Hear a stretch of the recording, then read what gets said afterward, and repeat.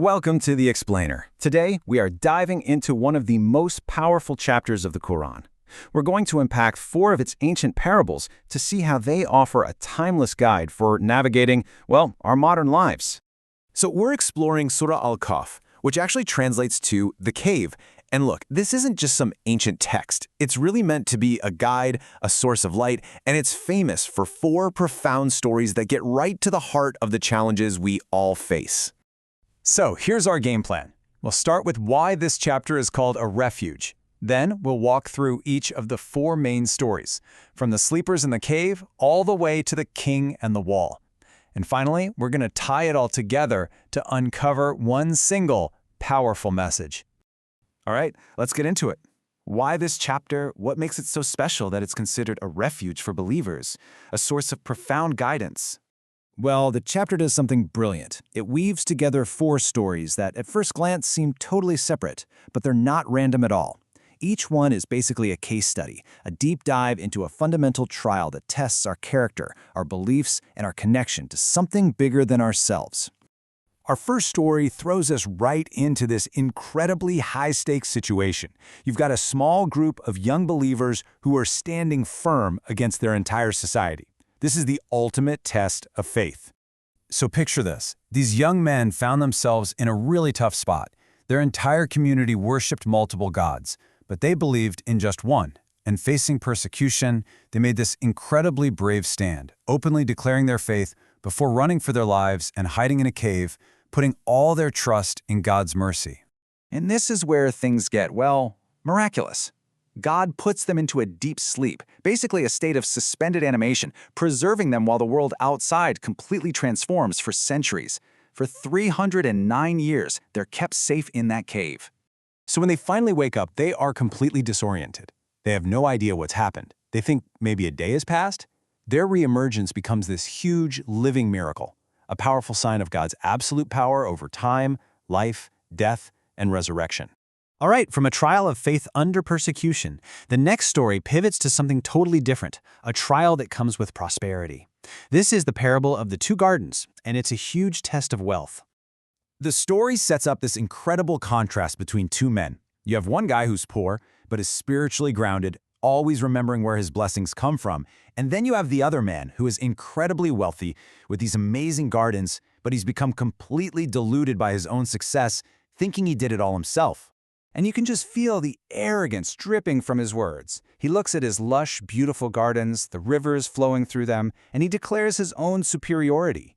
He gets so attached to his material success that he totally forgets it's just a temporary gift, not something he owns forever. And then, just like that, it's all gone. A single disaster from the sky, a storm, just wipes his gardens from the face of the earth, leaving them totally barren.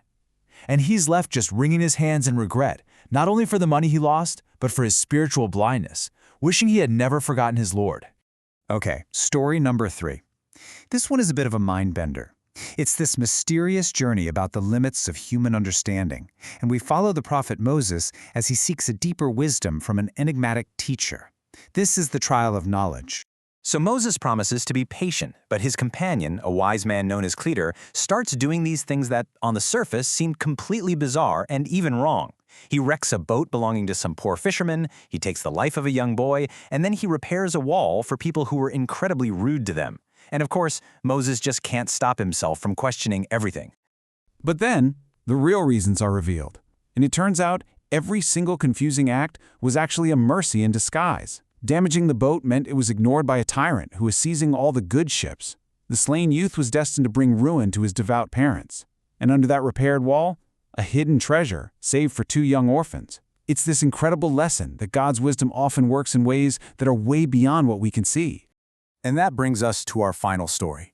This one is about a man who has it all: authority, resources, influence. This is the story of Dhul Qarnayn, and it is the ultimate test of power.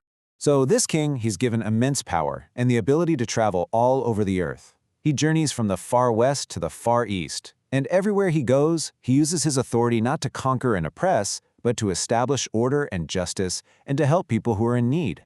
He eventually finds a community that is just being terrorized by this destructive force known as Gog and Magog. These figures that represent overwhelming chaos and corruption. And the people are desperate. They beg him to build a barrier to protect them. Now this is the moment that really defines his character.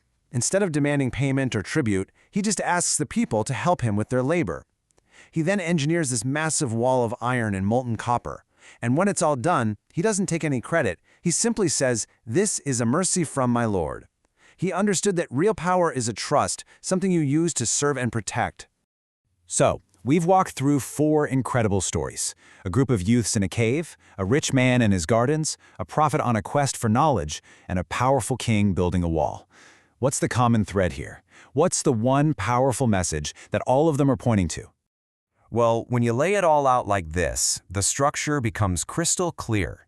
Each story is a masterclass in how to navigate one of life's biggest trials. The youths show us how to hold on to our faith. The gardens warn us against the arrogance that can come with wealth. The journey teaches us the humility you need for real knowledge. And the king, well, he demonstrates the righteous use of power. Ultimately, what it all boils down to is this: whether you're facing persecution or you're dealing with prosperity, confusion, or authority, the path forward is the same.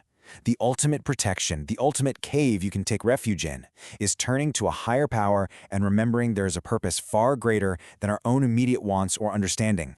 You know, these parables aren't just ancient history. They're really like mirrors that reflect our own struggles. They force us to ask ourselves, when we face our own trials of faith, of wealth, of knowledge, of power, where do we turn? What wall do we build and what cave do we seek for shelter? That's the question Surah Al-Kahf leaves us with.